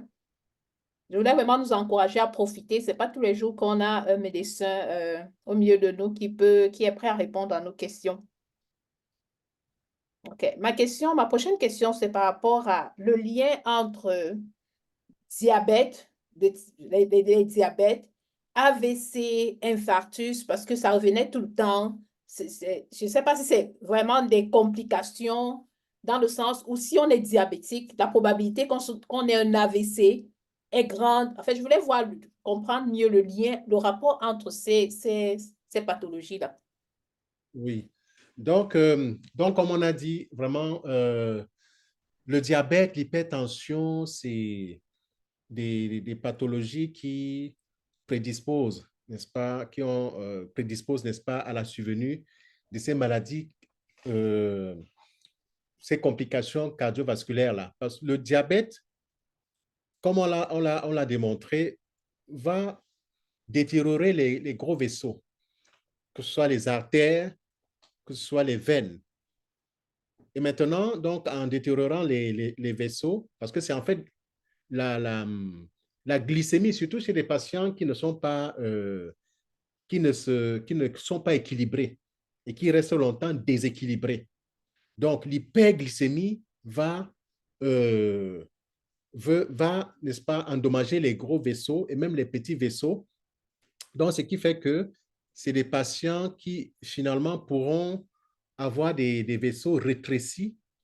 Et qui dit vaisseau rétréci, si ce sont les artères, c'est qu'à un moment donné, quand c'est rétréci là, ça va finalement comment dire, il y aura on peut avoir formation de caillots facilement, et ce qui va soit un caillot, soit la réduction, la faible perfusion, n'est-ce pas, en aval, c'est-à-dire la perfusion en aval, parce que le vaisseau est rétréci, ça va diminuer, n'est-ce pas, l'oxygénation, n'est-ce pas, du tissu en aval. C'est ça qui est responsable, c'est vraiment le phénomène de l'infarctus du myocarde chez le diabétique et la survenue des accidents vasculaires cérébraux. Donc, les accidents vasculaires cérébraux, c'est plus des accidents ischémiques, c'est-à-dire qu'il y a obstruction du vaisseau, voilà, qui est de mauvaise qualité.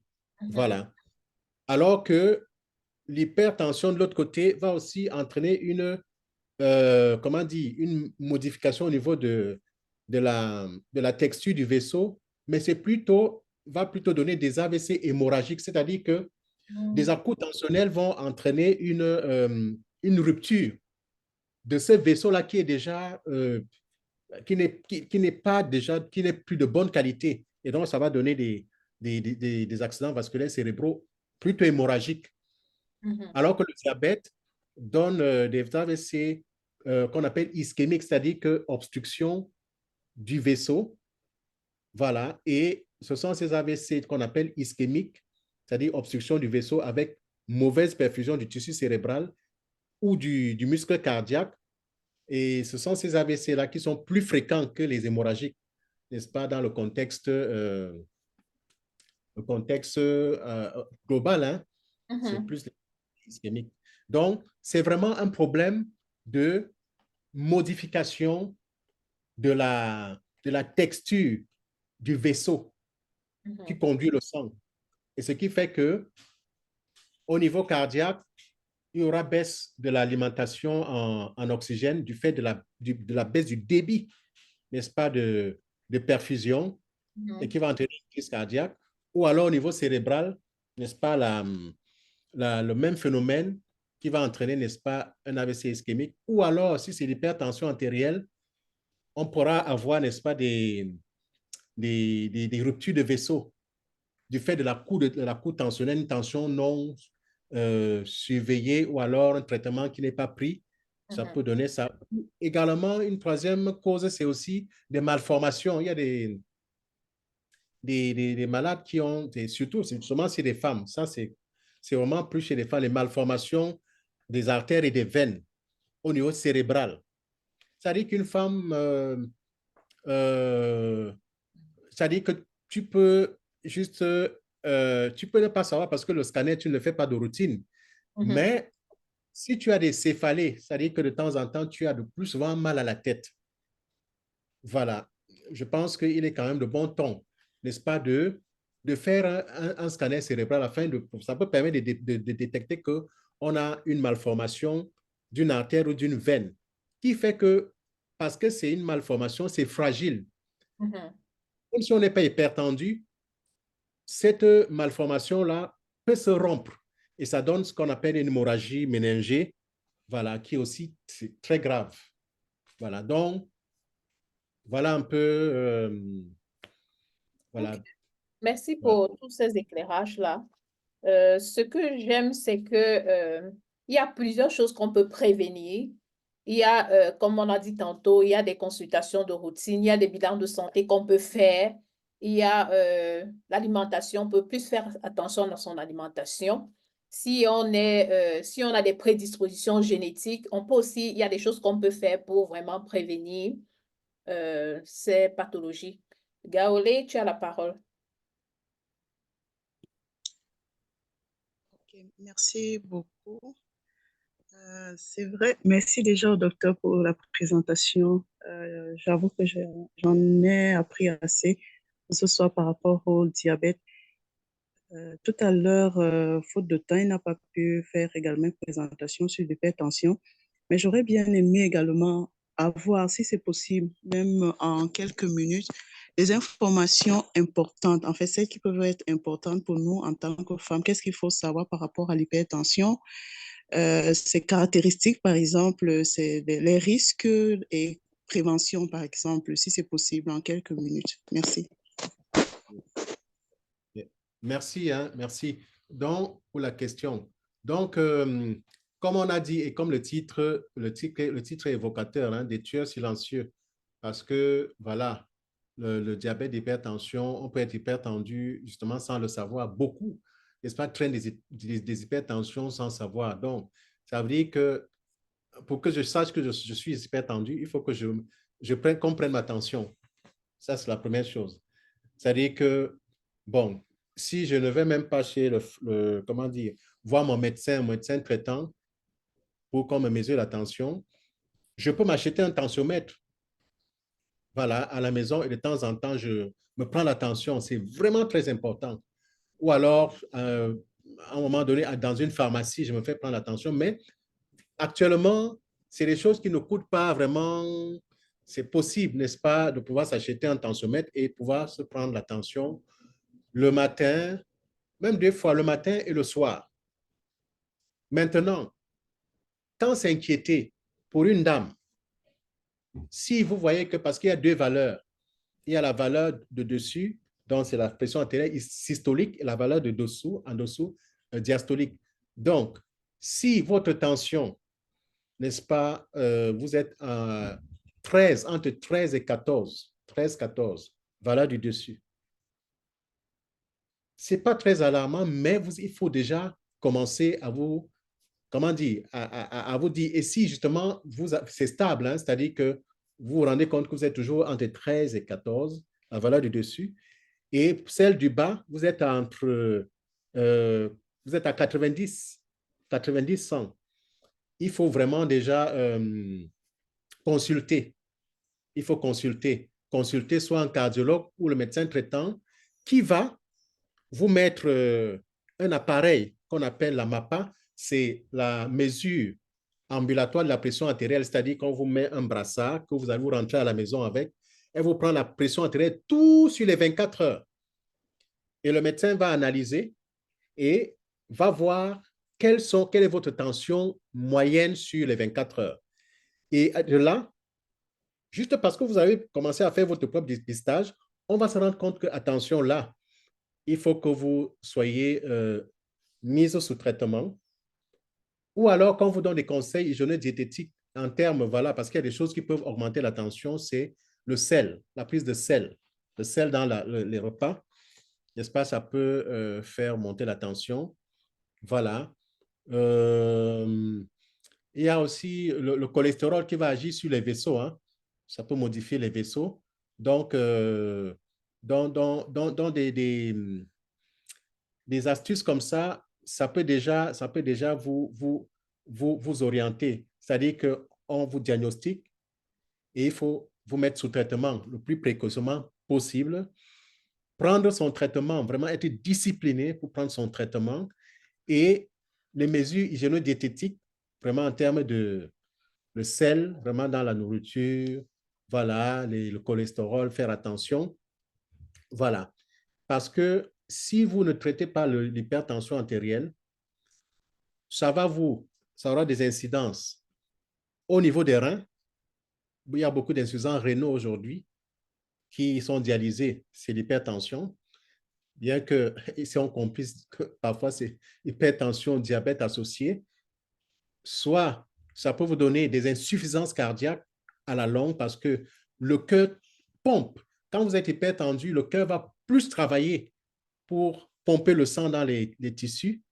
Et ce qui fait que c'est un cœur qui peut à la longue, n'est-ce pas, se dilater et devenir insuffisant, c'est-à-dire devenir, comment dire, ne plus être à mesure, n'est-ce pas, d'assurer sa fonction plus tard. Vous pouvez développer une insuffisance cardiaque. Et comme on a dit aussi, donc, vous pouvez aussi faire un AVC, un accident vasculaire cérébral. Donc, vraiment, n'attendez pas. On voit des patients, quand ils arrivent à l'hôpital, on prend sa tension, mais sa tension au plafond. Et il ne sait plus, il est tranquille. Il est tranquille. C'est vrai que parfois, on peut avoir voilà, justement, une astuce. Si vous vous rendez compte que vous avez de temps en temps des céphalées et la nuque qui est vraiment chargée, c'est tendu là au niveau de la nuque là, ça peut être des signes d'élévation de la pression artérielle. Et parfois, l'impression de mouche volante, c'est-à-dire que vous avez l'impression de mouche volante, ça peut traduire une augmentation de la pression artérielle. Allez chez le médecin pour prendre la tension ou dans une pharmacie ou alors votre appareil. Ça va vraiment vous sauver. Merci beaucoup, Gaolé, pour la très belle question et merci, docteur, pour les réponses qui ont été données. C'est sûr qu'on est vraiment toujours dans la logique de la prévention. Il y a des choses qu'on peut faire de façon préventive et ça prend d'être vraiment intentionnel vis-à-vis de sa santé, ne pas être négligent. Parce que parfois, on est vraiment juste négligent. On prend la santé qu'on a pour acquise et puis on fait juste n'importe quoi.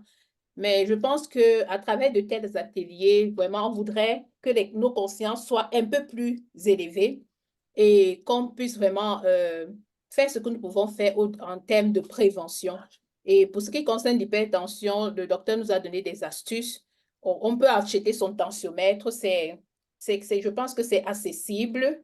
Et on peut de temps en temps, là par exemple, j'ai mon tensiomètre, le tensiomètre qu'on utilise à la maison.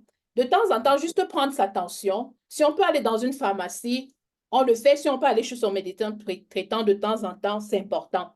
Et puis, Edwige parle aussi de l'alimentation équilibrée, de l'exercice physique. Tout cela prend vraiment d'être intentionnel et de se dire, il y a quelque chose que je peux faire. Et vraiment, c'est ça l'objectif qu'on voudrait à la fin de tels ateliers, que tu commences à développer et à faire des choses de façon vraiment préventive.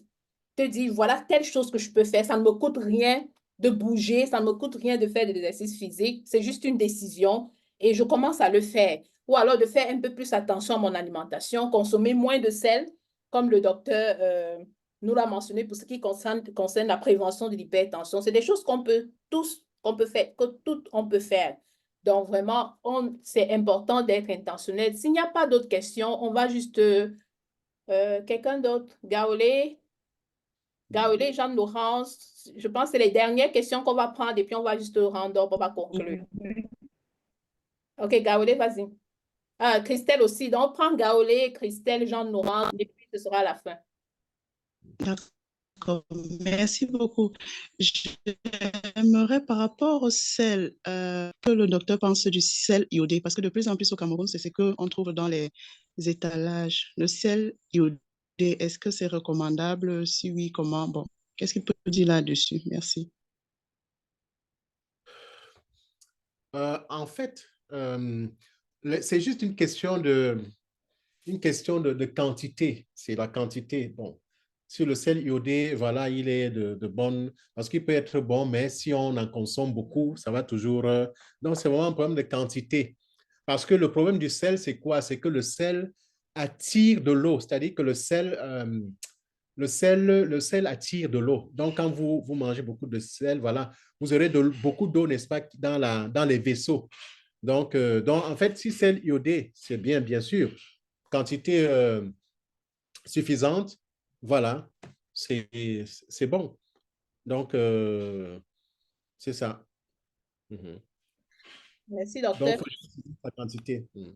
OK, donc c'est vraiment aller voir la quantité. Parce que même si on a un bon sel, entre guillemets, et qu'on le consomme de façon exagérée, c'est sûr que ça aura toujours un effet. Et comme Edwige dit, l'excès en tout va nuire. Donc, on contrôle les quantités. Christelle.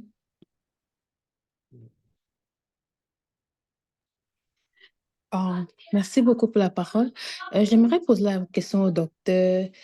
Qu'est-ce que vous en pensez du cube sur le plan scientifique? Parce que très souvent, on parle le cube n'est pas bon. Je relie ça avec la consommation du sel et aussi l'hypertension. Donc, si vous pouvez juste nous éclairer là-dessus, merci. Bien, alors, dans tous les cas, oui, dans le cube, il y a du chlorure de sodium, hein. C'est-à-dire que c'est bien, c'est aromatique, il y a de l'arôme, mais il y a du... Parce que le sel, c'est quoi? C'est du NaCl. C'est ça. C'est ça qui est le problème. Donc, l'excès de cube aussi va, parce qu'il y a assez de NaCl, ça va aussi jouer le même rôle. C'est-à-dire que ça va aussi entraîner l'appel d'eau dans les vaisseaux. Donc, je pense que comme voilà, quelqu'un vraiment, c'est le maître mot, vraiment consommer avec modération, voilà. Et je pense qu'en consommer avec modération, ça ne va pas nuire à notre santé. Voilà. Et maintenant, bon, c'est vrai qu'il y a des... J'avoue que je ne suis pas très... comment dire? Je n'ai pas beaucoup d'explications. Il y a beaucoup... Même mon épouse, parfois, me dit que... Parce que, bon, je fais là, souvent la cuisine. Je suis un cuisinier. Elle me dit souvent, mais ne mets pas beaucoup de cubes. Voilà. Bon, Elle dit que le cube n'est pas, elle me dit le cube n'est pas bon. Alors maintenant, j'avoue que je ne pourrais pas beaucoup parler là-dessus parce que dire que le cube n'est pas bon, alors peut-être qu'il y a des substances à l'intérieur qui, voilà, j'avoue que je ne pourrais pas m'aventurer parce que là, je ne sais pas s'il y a des substances nocives dans le cube pour que vraiment certaines personnes décrètent le cube n'est pas bon. Voilà. Mais bon, voilà. Madame Dongo est peut-être mieux placée. Voilà, bon, peut-être, voilà, Madame Dongo, qui est, voilà, qui nous fait bien manger pour une bonne santé, pour un bon poids. Non, si on J'avoue parle, que- si on parle du oui. fait que le cube, c'est le sel, ok, un peu comme Edwige l'a mentionné, ça veut dire que tu mets doublement le sel. Le sel, déjà, il faut modérer la quantité. Alors, est-ce qu'on a vraiment besoin d'ajouter du cube? Point d'interrogation. Je pense que on peut épicer ces aliments d'une autre façon. On a nos épices naturelles pour ceux qui sont en Afrique, pour ceux qui sont en Inde. On a vraiment assez d'épices pour donner assez de goût et d'arôme à nos aliments. Donc, pour ma part, le cube, on peut s'en passer. Et le sel, on le consomme avec modération. D'accord. Jeanne-Laurence, si tu voulais poser une dernière question, on va conclure. OK. Alors, vraiment, je voudrais juste déjà dire merci à toutes les personnes qui se sont connectées. Je voudrais dire merci à toutes les personnes qui ont pris part. Et on est vraiment dans l'optique de la prévention. Et parlant de prévention, vous avez entendu, on a beaucoup parlé de l'alimentation. On a beaucoup parlé de l'alimentation, on a parlé de l'exercice physique, on a parlé de tout ce que nous pouvons faire, on a parlé des consultations de routine. Et c'est vraiment très important d'intégrer tout cela dans dans nos habitudes. C'est vraiment très important d'intégrer tout cela dans nos habitudes. Et, et parlant d'alimentation, comme vous le savez, c'est vraiment mon domaine de prédilection, on va dire comme ça. Ma passion vraiment, c'est la nutrition, c'est l'alimentation. Et régulièrement, nous organisons des détox. Je pense que c'est Edwige qui a parlé de détox tout à l'heure. Et la détox, c'est quoi? C'est juste nettoyer le corps. Et chaque mois, nous organisons des détox. On le fait en groupe, on le fait de façon personnalisée. Personnalisée, c'est un choix qu'on peut faire, mais généralement, lorsqu'on a déjà des pathologies, tout à l'heure, on a parlé d'hypertension, de diabète, on peut aussi se faire suivre sur le plan alimentaire. L'objectif peut être de réguler la glycémie, ça peut être de perdre du poids si on est en surpoids, si on est obèse. Donc, on a une détox qui va commencer le 6 mai. Je nous encourage, toutes les dames, si les 3 derniers mois, tu n'as pas fait de détox, vraiment, je t'encourage pour ton bien de faire une détox. Pas parce que forcément tu veux maigrir, non, mais parce que tu as besoin de nettoyer ton organisme. Parce que, comme le docteur Issono parlait tout à l'heure, l'industrie agroalimentaire est de plus en plus chargée de choses qu'on ne maîtrise pas forcément. Et même notre environnement, les ondes et puis toutes ces choses qui nous entourent chargent nos corps de toxines. Et c'est important de faire une détox de façon régulière. Quand je dis régulière, je parle au moins une fois tous les 3 mois. Et le faire étant accompagné par une professionnelle ou un professionnel, c'est une très bonne chose. Donc, je nous invite à penser à nous inscrire à la détox qui va commencer le 6 mai. L'objectif, c'est quoi? Renforcer sa santé grâce à une alimentation adéquate, saine et équilibrée. C'est Edwige qui a parlé d'alimentation équilibrée. Ça s'apprend de façon naturelle. On ne sait pas forcément équilibrer son alimentation. On mange ce que nos parents nous donnent ou ce qu'ils nous ont appris à manger. On mange nos maîtres naturels traditionnels qui viennent de nos cultures, mais ce n'est pas toujours équilibré. Donc, c'est bien de se retrouver dans un cadre où on va apprendre à équilibrer nos repas. On va viser aussi avoir de bons paramètres de santé, bons paramètres de poids, de glycémie, cholestérol, tension artérielle. C'est bien de pouvoir s'inscrire à de tels programmes. Et l'autre volet, vraiment, c'est l'apprentissage et le développement de bonnes habitudes de vie pour une santé optimale. Parce que l'objectif final, c'est quoi? On veut être en santé, mais surtout, on veut préserver cette santé. On veut éviter les pathologies qu'on peut éviter, parce qu'on peut les éviter véritablement. Donc, je t'encourage à prendre une consultation gratuite avec moi tu vas me poser ton besoin, on va en parler et on va voir quel est le plan d'action qu'il faut mettre en place. Et comme j'ai dit, il y a ce programme qui arrive pour le 6 mai. Tu peux le prendre en personnalisé, tu peux le prendre en groupe si tu veux. Donc, tu peux te rapprocher de moi pour avoir les modalités. Et la troisième action que je t'invite à faire, c'est d'acheter ce livre qui est récemment sorti, que j'ai écrit, qui est disponible sur Amazon à 20 $ ou en pré-vente au Cameroun. Je dis pré-vente parce que c'est en pleine impression, mais au courant de la semaine, les copies, les exemplaires seront disponibles. Donc, en pré-vente, c'est à 8 500, mais une fois que tout sera prêt, ça va passer à 10 000 francs. Donc, si tu veux prendre ta copie, tu peux la prendre. Tu as juste besoin de me contacter. Donc, je nous invite vraiment à passer à l'action. D'une manière ou d'une autre, il y a quelque chose que tu peux faire. Dans le livre, je parle de santé, je parle de poids sain. Et vraiment, c'est un livre que j'ai écrit avec tout mon amour et tout mon engagement à voir chaque femme, particulièrement les femmes, parce que c'est ça mon fardeau, chaque femme à être en bonne santé et à surtout conserver la santé que nous avons. Donc, fais-toi accompagner, consulte un médecin. Si tu es un médecin traitant, fais de temps en temps des bilans de santé. C'est très, très important. Ça fait partie de la prévention et ça fait partie du fait d'être intentionnel vis-à-vis de sa santé. Fais-toi accompagner sur le plan alimentaire parce que l'alimentation, comme on l'a vu pour le cas du diabète, on peut le voir pour le cas d'autres maladies. L'alimentation vraiment est un des piliers sur lequel il faut miser. Donc, vraiment, c'est avec ce message-là que je voudrais qu'on se sépare. Voilà les contacts. PostHealth Coaching, je réponds au +1 581 922 2006. Vous pouvez m'écrire à tout moment. Nous avons un groupe santé WhatsApp qui est gratuit, qui est ouvert à tout le monde. C'est un groupe de plus de 350 personnes dans lequel nous nous encourageons aux bonnes habitudes alimentaires et de vie. Là, nous parlons vraiment de la santé holistique, ce qui englobe non seulement l'alimentation, mais la bonne hygiène de vie. Vous pouvez nous suivre sur YouTube, sur Facebook, sur TikTok, Nutrition with PostHealth. Ça nous ferait vraiment plaisir. Si vous n'êtes pas encore abonné, abonnez-vous. Si vous êtes déjà abonné, je voudrais juste vous dire merci. Et vraiment, je voudrais vous dire merci pour cet après-midi, pour ces moments d'échange. Merci, Dr. Essone, pour le temps que tu as pris. Je suis très, très, très, très reconnaissante, vraiment très reconnaissante de ce que ça a été possible. Merci à chacun qui s'est connecté. J'espère que nous avons appris et que nous quittons pour aller passer à l'action. Sinon, ça n'aurait servi à rien. Vraiment, il faut qu'il y ait quelque chose qui change. Peut-être ça va être juste une action comme acheter ton tensiomètre et te dire de temps en temps, je prends ma tension. Ça, c'est une action que tu peux faire. Il y a quelque chose que tu peux faire. Ça peut être commencer l'exercice physique. Juste la marche quotidienne de 30 minutes, c'est déjà quelque chose. Ça peut être t'inscrire à la détox ici, mais qui va commencer.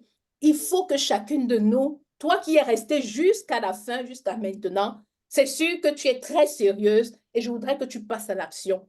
Si tu peux acheter ce livre qui est vendu sur Amazon ou bien qui est en prévente au Cameroun, achète ce livre, tu vas apprendre davantage parce que dans le livre, je décortique vraiment les piliers de la santé. Les 4 piliers, je les décortique et je donne plein d'astuces, plein de choses qui marchent parce que je les ai expérimentées et plusieurs autres dames les ont expérimentées. Donc vraiment, il y a quelque chose que tu dois faire. Il y a quelque chose que chacune de nous devrait faire. Donc sur ce, vraiment, on va se dire au revoir. On reste connecté dans les groupes. Si vous avez pris mon numéro de téléphone, vous pouvez m'écrire à tout moment. On peut toujours échanger. Et ce n'est pas le dernier atelier qu'on aura. Il y a d'autres ateliers que je suis en train de planifier avec des professionnels de la santé, parce que cette année, vraiment, ma visée, c'est vraiment la santé des femmes. Donc, il y a d'autres ateliers qui vont arriver et c'est bien que tu restes connecté avec nous d'une manière ou d'une autre pour être informé des prochains ateliers. Vraiment, merci, Dr. Essone, que le Seigneur te bénisse pour ce que tu fais, pour les vies que tu sauves par la grâce de Dieu. Que le Seigneur te bénisse pleinement. Je dis vraiment merci. Merci, je suis très reconnaissante. Merci Christelle, merci Gaolé. Christelle, est-ce que si tu avais une question, la main est restée levée. Est-ce que c'est une ancienne main? Oh non, désolé, c'est une ancienne main. OK, d'accord. Donc vraiment, merci à chacune. Je vous souhaite une très bonne nuit pour les personnes qui sont au Cameroun. C'est sûr qu'il se fait tard. Merci pour le sacrifice. Et pour nous autres, vraiment, une très bonne semaine à chacun, à chacune. Soyez bénis. Bye bye. Amen. Bye. Bye. Merci. Bye.